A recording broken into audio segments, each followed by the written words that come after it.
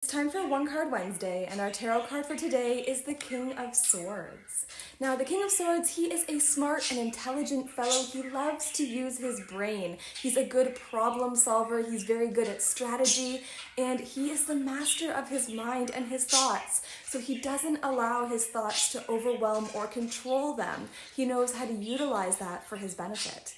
When he comes up, he encourages us to approach situations or challenges with logic, with reason, to be rational, to be honest, and to be fair in our decisions.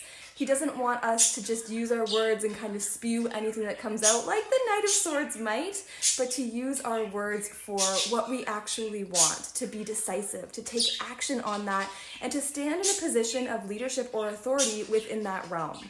The one thing with the King of Swords is he can be a little bit stern, maybe a little bit cold or strict from time to time, and that's because he has high standards. But at the end of the day, if he's in an upright, good position, he is just and he is fair. He has a lot of integrity and he really acts within his morals.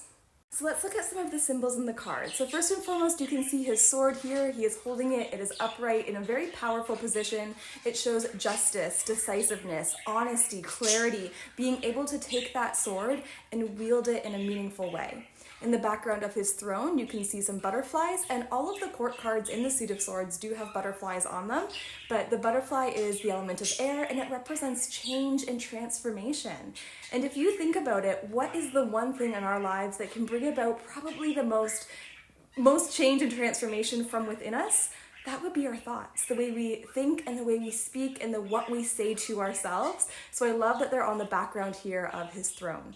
There are a few cherubs or angels here, so that is that divine wisdom. And I think with the King of Swords too, I always think it's like he is okay knowing how intelligent he is, knowing everything he knows, but also realizing that he doesn't have all the answers, and that is totally okay. He's okay to sit in that power. In the background, you can see there are clouds here.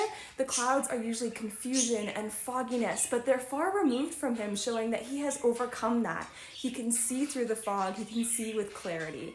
And then of course he has that lovely golden crown on his head, which is the mastery of these thoughts and a connection to more divine wisdom. So that's what our King of Swords is all about. I always think that the King of Swords would be a stoic, like very into stoicism, so take that or leave that as you will. But is there anyone in your life or a character from a book, a movie, a video game, or a TV show that you feel represents the King of Swords? I'd love to know what you think. Let me know in the comments. And make sure you're following me, Adrienne Amari, to learn more about tarot and what it can do for our lives.